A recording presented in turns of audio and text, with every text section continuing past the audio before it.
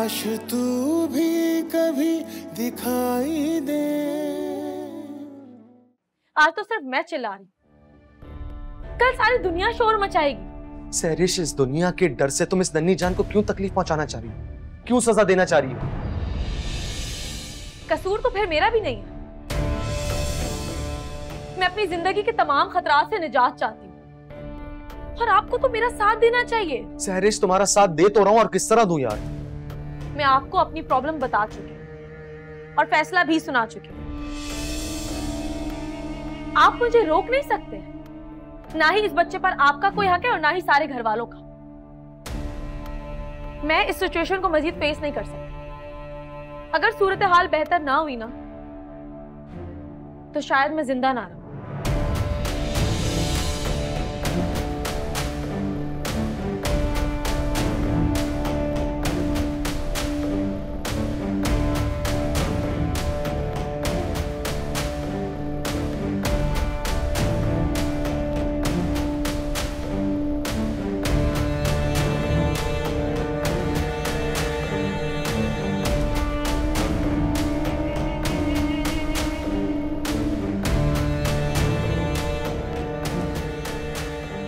यहाँ आराम से बैठो। माशाल्लाह, कितनी प्यारी लग रही हो बेटा। दिल चाह रहा है कि जी भर के तुम्हें देखते रहो, लेकिन डर लग रहा है कि मेरी नजर ना लग जाए। अम्मी, मुझे ये पूछने की जरूरत नहीं है बेटा कि तुम आहत के साथ खुश हो या नहीं। खुशी का रंग तुम्हारे चेहरे पे साफ नजर आ रहा है। शौहर की मोहब्बत पाके औरत का रंग इसी तरह निकल जाता है। अम्मी, आहत बहुत अच्छे हैं, मेरा बहुत ख्याल रखते हैं। बस बेटा, तुम्हारी जुबान से मुझे यही सुनना था। मेरी बड़ी आरज़ू थी बेटा कि तुम अपने घर में सुख चैन से रहो। बस अब मैं मुतमईन। अब तो अल्लाह से ये दुआ है कि अल्लाह ताला मेरी छोटी बेटी को भी थोड़ी अक्ल दे दे, ताकि उसकी तरफ से भी मैं फिक्र से आजाद हो जाऊं। अम्मी, सहरिश और ज़ीशान में कोई बात हुई है क्या? जब मैं आई थी तो दोनों की बहस चल रही थी। मैंने सोचा था सबसे पहले आते ही सहरिश से मिलूंगी, लेकिन उसका तो मूड ही खराब है।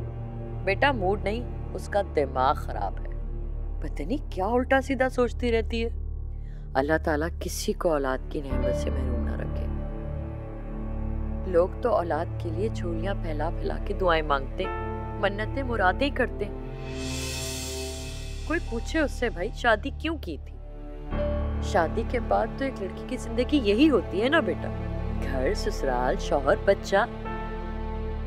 ज़ीशान समेत इस घर में सब उसका दिल हाथ में रखे फिरते हैं, लेकिन इस लड़की का दिमाग पता नहीं क्या खन्नास भरा हुआ है। अम्मी, आप परेशान ना हो, उसकी कंडीशन ऐसी है, उसकी हालत को समझने की कोशिश करें ना। क्या कोशिश करूं बेटा? उसकी इस नाजायज ख्वाहिश में उसके साथ शामिल हो जाऊं? नहीं, मैं ऐसा नहीं कह रही, लेकिन इस वक्त सहरिश को हम सबकी बहुत जरूरत है। उसकी तकलीफ को समझने की कोशिश करें। तकलीफ कैसे बेटा? माँ बनने से बड़ी खुशी तो और कुछ हो ही नहीं सकती। और फिर ज़ीशान से शादी जबरदस्ती तो नहीं कराई ना मैंने, अपनी मर्जी से की है ना उसने। अब तो वो उसकी भी बात नहीं सुनती। आप टेंशन नहीं लें, मैं सहरिश से बात करूंगी। ठीक है, मैं तुम्हारे लिए ना कबाब तल लूं जल्दी से, ठीक है?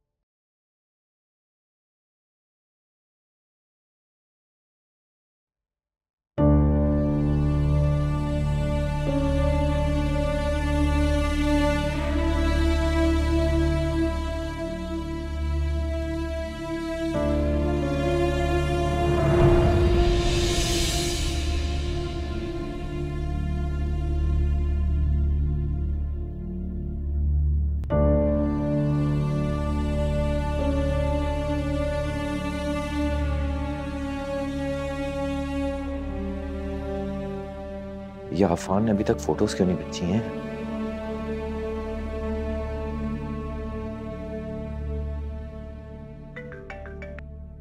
हाँ आती, सब्र रख यार, तेरा ही तो काम कर रहा हूं मैं। वैसे एक बात बताऊं, ऐसी यादों को भी ना याद नहीं रखना चाहिए जो जिंदगी भर के लिए हसरत बन जाए, समझा? अफान तुम अच्छी तरह जानते हो, मैं दिमाग को समझा सकता हूँ मगर दिल को नहीं। यार मैं उसकी एक झलक देखने के लिए मैंने अपनी टिकट आगे करवा दी। अब तुम खुद ही सोच लो मेरी दिल पे कितनी चलती। अच्छा यार रुक, मैं भेजता हूँ अभी। ऐसे चोरी छुपे तस्वीरें बनाना ना शरीफ लोगों का काम नहीं है। कह देना अपने दोस्त से।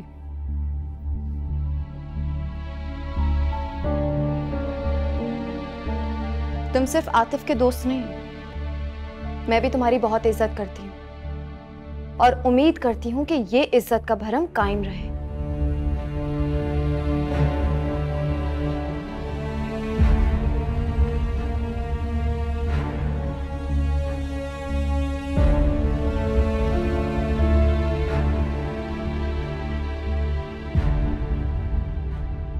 लोग तो औलाद के लिए झोलियां फैला फैला के दुआएं मांगते हैं, मन्नतें मुरादे करते हैं, और एक ये लड़की है,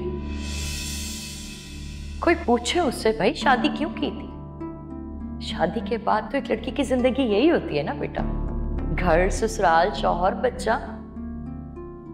ज़िशान समेत इस घर में सब उसका दिल हाथ में रखे फिरते हैं, लेकिन इस लड़की का दिमाग पता नहीं क्या खुन्नास भरा हुआ है।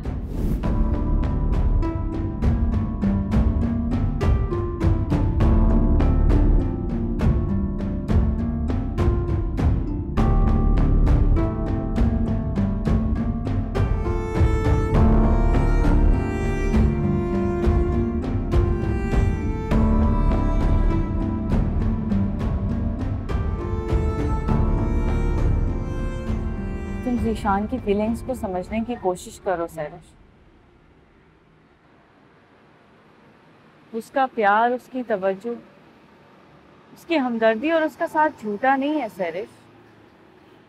सब कुछ जानने के बावजूद भी उसने तुम्हें अपनाया। इस बच्चे को अपनी शनाख्त दे रहा है, इससे बड़ा वफादारी का सबूत और क्या होगा? वफादारी, मोहब्बत, हमदर्दी ये सब मर्द का खासा नहीं है। आप मर्द की फितरत को नहीं जानती हैं। जब वो अपनी वाली पर आ जाए ना, तो सारे दावे, सारी दलीलें धरी की धरी रह जाती हैं। समझ तुम नहीं रही हो सैरिश, इस बच्चे को माँ की नजर से तो देखो।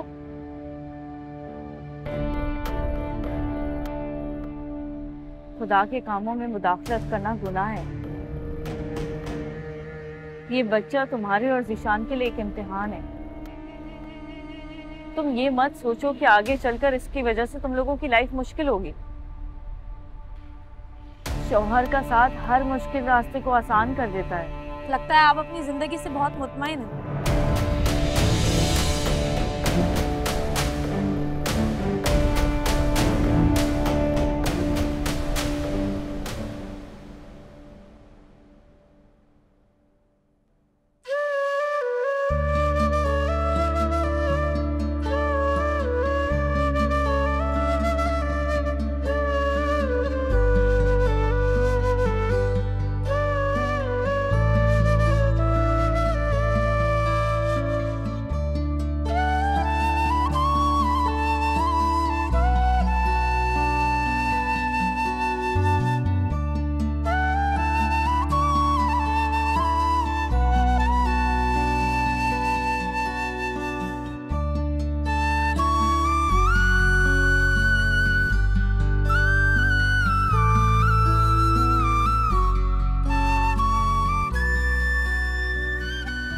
जिंदगी हमेशा सीधी सड़क पे नहीं दौड़ती सैरिश, कई उतार चढ़ाव आते। बुरे दिन हमें झेलने पड़ते हैं और फिर अच्छे दिन भी तो हम ही जीते हैं।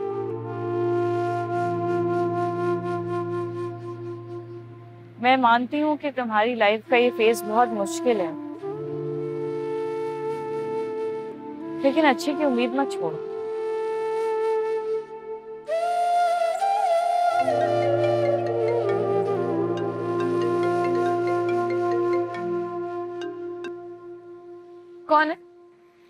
भाग गए। तो क्या आपके और उनके दरमियान इख्तिलाफात खत्म हो गए? इख्तिलाफात किस बात पे? तुमने खुद ही तो कहा था कि वो बेकसूर हैं।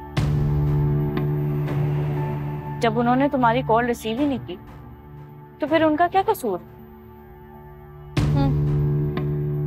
इनफैक्ट सब कुछ जानने के बाद और आतिफ के कन्फेस करने के बाद तो उससे शदीद नफरत करने लगे।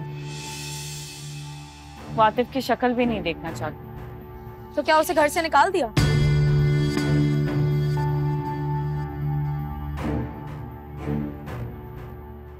बाबा को इस बारे में कुछ नहीं पता और आतिफ का भी टाइम ज्यादातर बाहर ही गुजरता है, इसलिए मैंने और राहत ने घर का माहौल खराब नहीं होने दिया। तुम्हें भी चाहिए कि अब तुम अपनी लाइफ में सेट हो जाओ। जो चीज तुम्हें दुख दे रही है उसे भूल जाओ, कॉम्प्रोमाइज करने की कोशिश करो। हाँ, आपकी जिंदगी में सब कुछ सेट है ना, इसलिए आप मुझे कॉम्प्रोमाइज करने के लिए गए। लेकिन कॉम्प्रोमाइज करना आसान नहीं है, इसलिए मुझे समझाने से बेहतर है मुझे समझने की कोशिश करना। मजबूत दिखने वाले मर्द की मोहब्बत बहुत कमजोर होती है। ज़ीशान, ऐसा नहीं है। उसने बगैर किसी वजह, बगैर किसी गुनाह के आपको तलाक दी थी।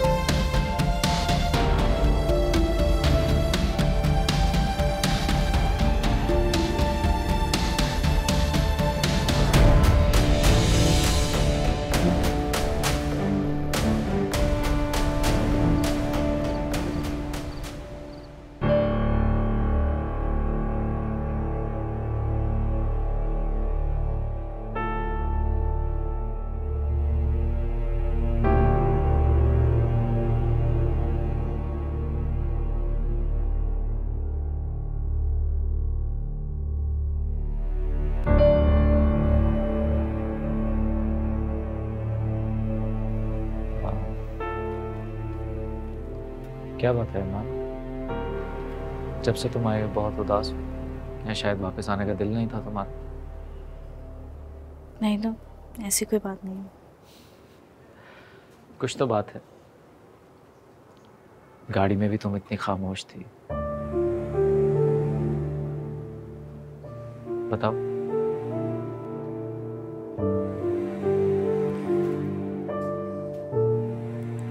अम्मी के बारे में सोच रही थी।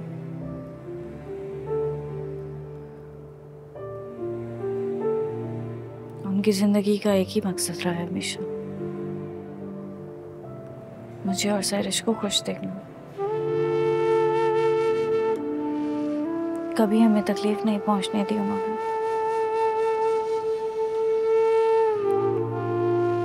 लेकिन इंसान हालात से तो मुकाबला कर सकता है।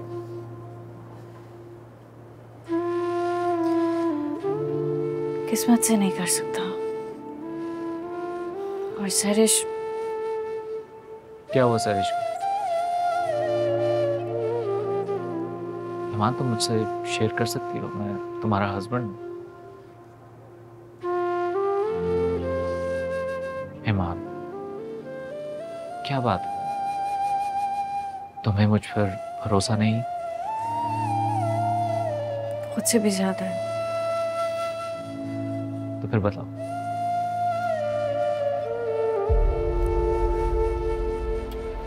She's expecting. तो ये तो बहुत अच्छी खबर है, तुम्हें तो खुश होना चाहिए। खुशी की बात नहीं है। वो खुश नहीं है, उसे इस बच्चे का फ्यूचर तारीक नजर आ रहा है।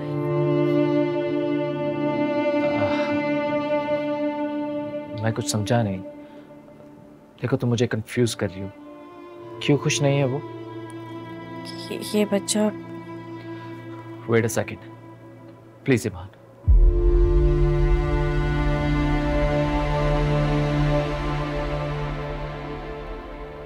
क्या तुम वही कहना चाह रही हो जो मैं समझ रहा हूं?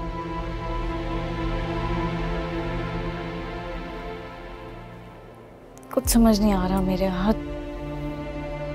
समझ नहीं आता कि सरिश के दुख को समझूं या बच्चे की महरूमी को। घर में सब इतने खुश हैं कि ज़ीशान और सरिश के यहाँ पहली खुशी आ रही है। किसी को नहीं पता कि सरिश के अंदर क्या चल रहा है। वो माजी की हर बुरी याद को मिटाकर आगे बढ़ना चाहती है। उसे डर है कि जब सबको आने वाले बच्चे के बारे में पता चलेगा तो कैसे सवालात होंगे।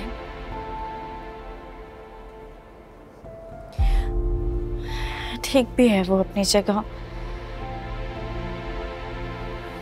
समझ नहीं आ रहा, सोच सोच के सर फट रहा है मेरा। मैं ये तो नहीं कह सकता कि जो कुछ हुआ वो ठीक हो जाएगा, ना ही मैं तुम्हारे जख्मों पर मरहम रख सकता।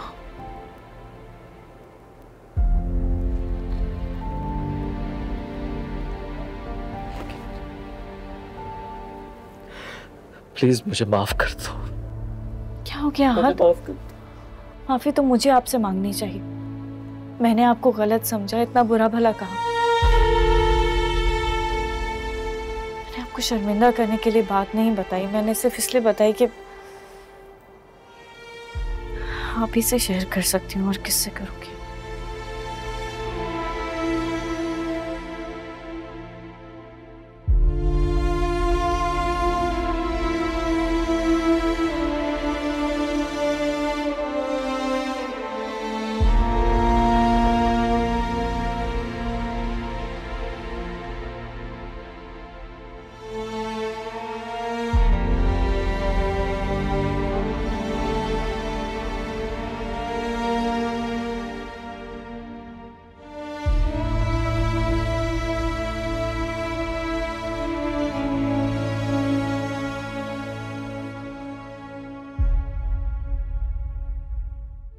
इस बार ईमान घर आई तो वक्त गुजरने का पता ही नहीं चला।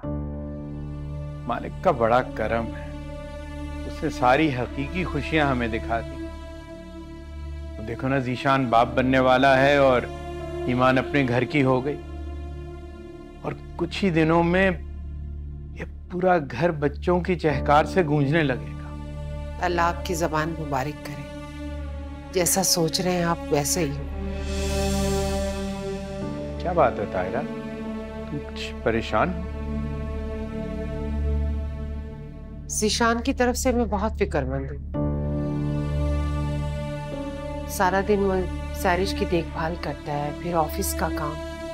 अकेला बच्चा क्या क्या करे। उसकी इतनी टेंशन लेने की जरूरत क्या है? घर के काम देखने के लिए हम बड़े मौजूद हैं ना। और जहां तक सैरिश की अपॉइंटमेंट की बात है, कभी तुम उसके साथ चली जाया करो और कभी शमीम चली जाएगी। उसमें परेशान होने वाली कौन सी बात है? जब से मेरे बच्चे की शादी हुई है, मैंने उसे एक बार भी खुश नहीं देखा है। और सैरिश भी, उसे जरा सी भी परवाह नहीं अपने शौहर की। देखो, तुम अपने बेटे की तरफदारी और बहू पर गुस्सा करना छोड़ दो। खास तौर पे आजकल जो उसकी कंडीशन है, उससे तो तुम ज्यादा वाकिफ हो। आप नहीं समझेंगे।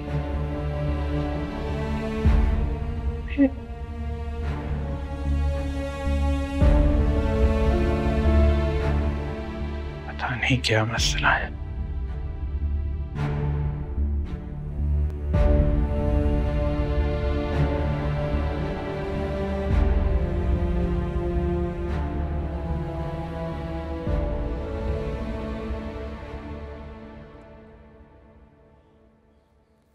ज़ीशान, तुम अभी तक जाग रहे हो? सैरिश कहाँ है? वो सो रही है। तुम क्यों जाग रहे हो? बस नींद नहीं आ रही थी, इसलिए यहाँ आ गया। वो सरिश से तुमने बात की है? क्या कह रही है? मैं जब तक यहाँ हूँ अम्मी, मैं कुछ बुरा नहीं होने दूंगा। वही बात हुई ना जिसका मुझे डर था। देखो ज़ीशान, अगर मेरे पोते को कुछ हुआ ना तो ये अच्छा नहीं होगा। अम्मी आप क्यों मेरी परेशानी को बढ़ा रही हो? मैं हैंडल कर रहा हूँ ना, मुझे करने दे। इतना संजीदा मामला है और तुम्हारी नजर में कोई बात ही नहीं है। आप में से कोई भी उससे बात नहीं करेगा। क्या हो गया ज़ीशान? तुम तो ऐसे रिएक्ट कर रहे हो जैसे उस बच्चे से तुम्हारा कोई ताल्लुक ही नहीं है। देखो, खुदा के आगे तुम्हें भी जवाब देना होगा। बीवी की मोहब्बत में अपनी औलाद से ना मुंह मोड़ लेना। माना कि अभी तुम्हें उसके वजूद का एहसास नहीं है, मगर जब वो दुनिया में आएगा, तुम्हारे नाम से पहचाना जाएगा, अपने छोटे छोटे हाथों से तुम्हारी उंगली पकड़कर चलना सीखेगा, तोतली जबान से तुम्हें पापा कहेगा, मुझे दादी कहेगा, तब वो इस घर का और हमारे वजूद का हिस्सा होगा।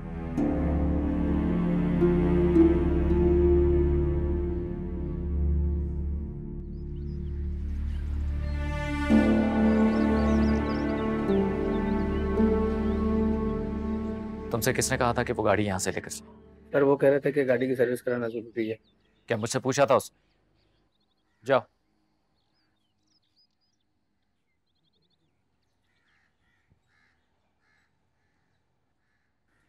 भाई आप मेरी गाड़ी ले चलो।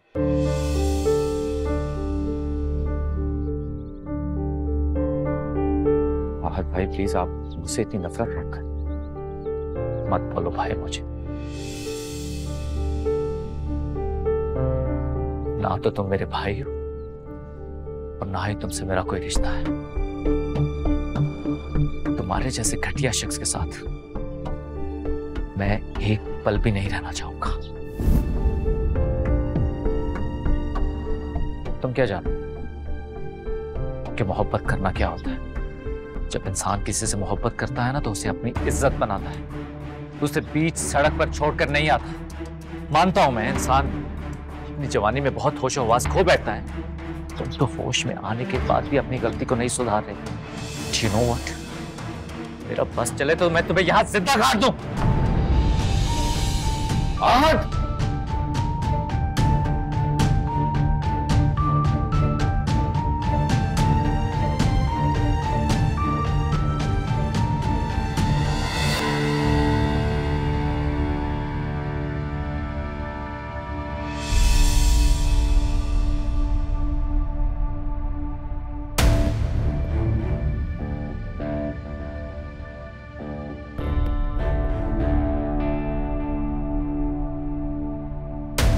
ठीक है, लेकिन अच्छा होता कि आप अपने हस्बैंड को साथ ले आती। मैंने आपको बताया ना कि मेरे हस्बैंड बहुत बिजी होते हैं, बिल्कुल वक्त नहीं निकाल पाते।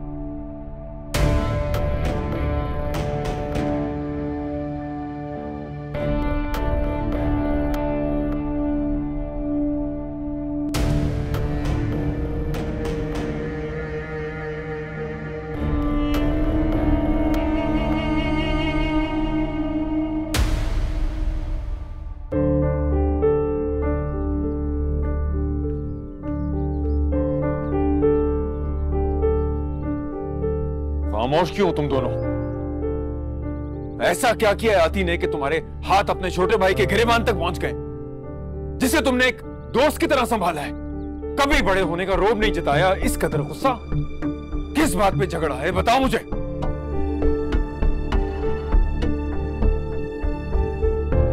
ये आप इससे पूछिए बाबा। मैं एक पल के लिए भी उसकी सूरत नहीं देखना चाहता। आहट, ठहरो, बात को अधूरा छोड़कर मत जाओ। तुम दोनों की झगड़े की फिजा तो मैं पहले ही महसूस कर रहा था, लेकिन अब मैंने अपनी आंखों से देख लिया है तो मैं खामोश नहीं रहूंगा। बाबा, बाबा आप अपने रूम में जाएं प्लीज, आपकी तबीयत खराब हो जाएगी। अरे बेटा, इन दोनों ने आज जो मुझे तकलीफ पहुंचाई है, अगर मैं कम हिम्मत होता तो मर जाता। मरूंगा नहीं मैं। जिंदा रहूंगा। बताओ मुझे आदि क्या हुआ है?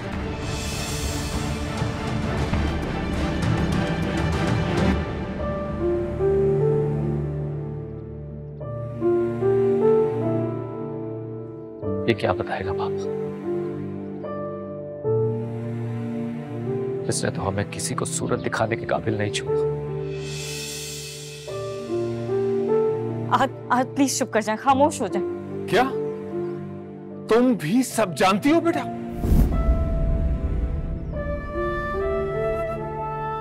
सब जानते हैं सिवाय मेरे। मैं ही एक लाइल्म हूं यहाँ पे। बाबा आपका लाइल्म ही रहना अच्छा, वरना इसके करतूत जानकर आपको कुछ ज्यादा खुशी नहीं होगी। किस करतूत की बात कर रहे हो तुम? बताओ मुझे।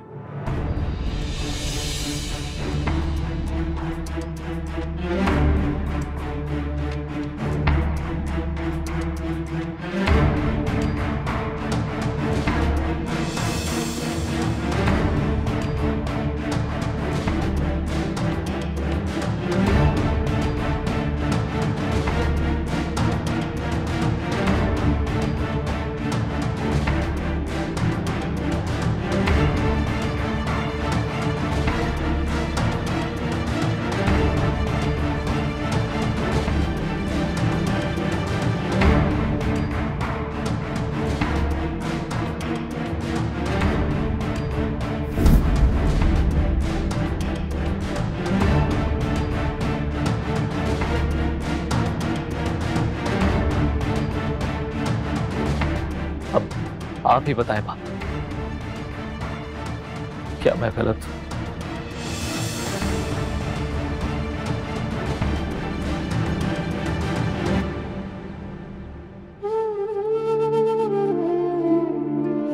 पापा चले जाओ यहां से, चले जाओ और अपनी सूरत मुझे दोबारा मत दिखाना।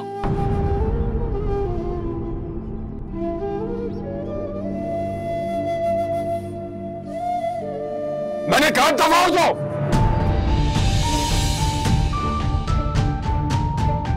चले जाओ यहां से।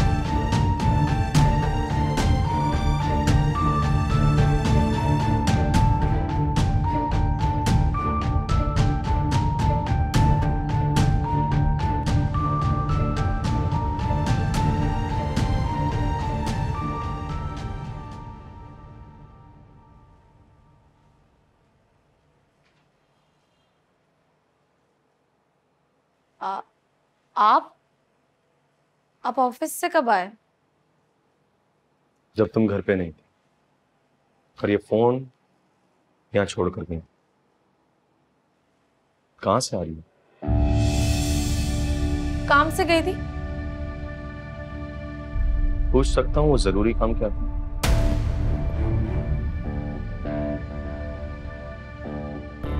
आप प्लीज मुझसे रिवायती शौहरों की तरह पेश मत आए। शौहर हूं तुम्हारा, रिवायती समझो या खास? जो पूछ रहा हूं उसका जवाब दो, कहां से आ रही हो? क्यों नाराज हो रहे? ऐसा क्या कर दिया मैंने? ऐसा कुछ करने का सोचना भी नहीं, क्योंकि सरिश मैं अच्छों के साथ बहुत अच्छा हूं और बुरों के साथ बहुत बुरा। पता नहीं आपको क्या हो गया। मैं थोड़ी देर के लिए बाहर क्या गई, किसी ने मेरे खिलाफ आपके कान भर दिए। मैं मां बनने वाली हूं, आपको कुछ तो ख्याल करना चाहिए।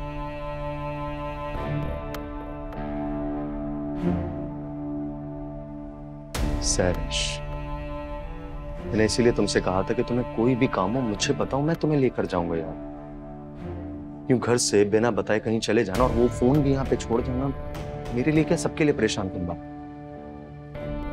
और मैं तुम्हारे साथ बिल्कुल इस तरह का रवैया नहीं रखना चाहता हूं। मुझे फिक्र है तुम्हारी। आपको सिर्फ बच्चे की फिक्र, मेरी नहीं। इधर नहीं,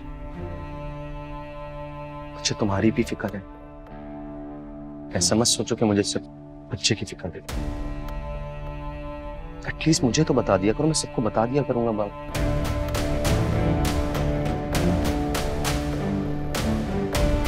क्या लो, ये लो सब।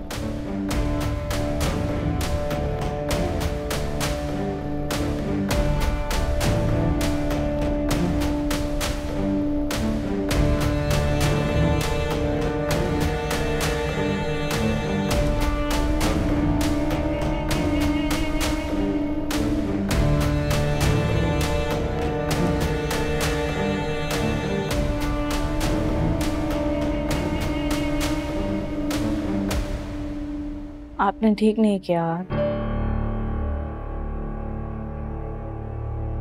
ये बात बाबा से ज्यादा देर छुपाई नहीं जा सकती थी। बाबा के लिए बहुत बड़ा सदमा है आहत। आपको अपने गुस्से पे कंट्रोल रखना चाहिए था। कंट्रोल करना चाहिए था? किस तरह करूं कंट्रोल में? जब भी वो मेरे सामने आता है तो मेरा खून खौलने उठता है। सिर्फ दोस्त बनकर नहीं, बड़ा भाई बनकर भी पाला था मैंने उसे। पता नहीं उसे मैं क्या बनाना चाहता था और वो क्या बन गया। पूरी जवानी मैंने कोई दोस्त नहीं रखा, हमेशा से अकेला रहा, क्योंकि मुझे लगता था कि वो मेरा सबसे बेहतरीन दोस्त है और मैं उसका। सोच भी नहीं सकता था कि वो इतनी घटिया हरकत करेगा। पता नहीं कहां भूल हो गई मुझसे।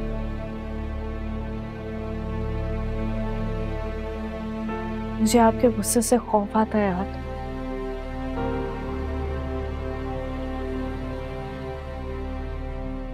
नहीं ईमान, मैं जानता हूं कि जब से तुम इस घर में आई मैंने तुम्हें कोई खुशी नहीं दी, लेकिन मैं वादा करता हूं तुमसे, मैं बहुत जल्द सब खुशियां तुम्हारे दामन में भर दूं।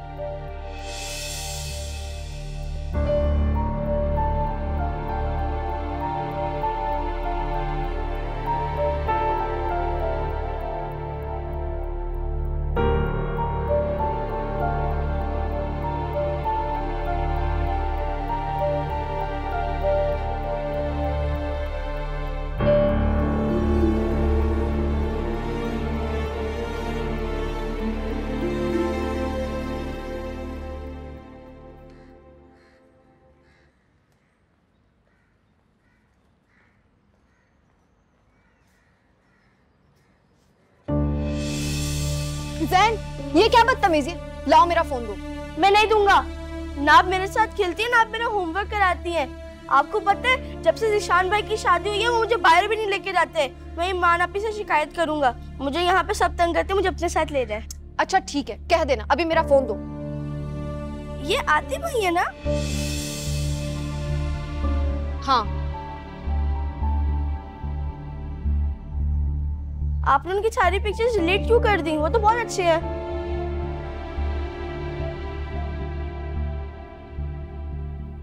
अच्छे तो हैं, लेकिन उनका वक्त बहुत बुरा चल रहा है। वो भी यही कह रहे थे, उन्होंने किसी का दिल भी दुखाया है और अल्लाह में उनको कभी माफ नहीं करेंगे। और क्या कह रहे थे? वो रो रहे थे और बहुत उदास बैठे हुए थे। लेकिन तुम उनसे कब मिले? आपको याद है जिस दिन ईमान आपी से मिलने गए थे? आपको पता है आती भाई बहुत अच्छे हैं, बिल्कुल आहत भाई की तरह। उनको बैडमिंटन खेलना बहुत पसंद है, लेकिन ईमान आपी ने मना कर दिया उनके साथ खेलने से। हाँ, वो एक गलत फहमी का शिकार है। पता नहीं ये गलत फहमी कब खत्म होगी और कब उसका इम्तिहान खत्म होगा। इम्तिहान? क्या मतलब आपी? कुछ नहीं, तुम जाओ।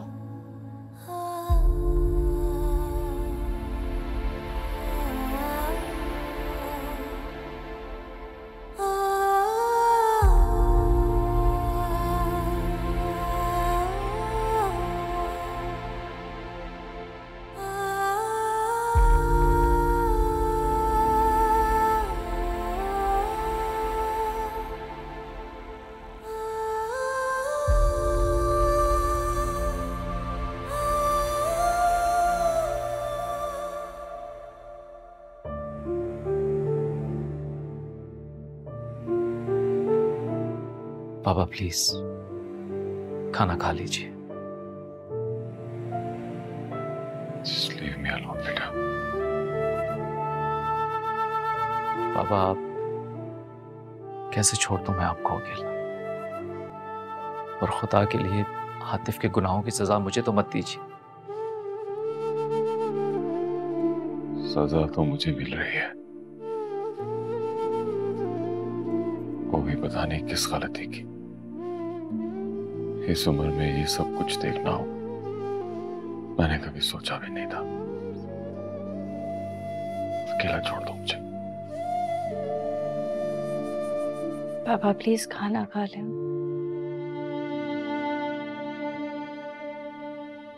भूख नहीं है मुझे बेटा। भूख है आपको, बस दिल नहीं है। थोड़ा खाएंगे तो तबीयत बेहतर हो जाएगी। चलें खाना खा लें, मुंह खोलें।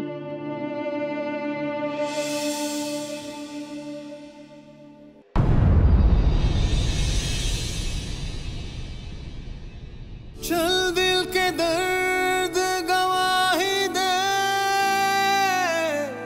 काश तू भी कभी दिखाई दे।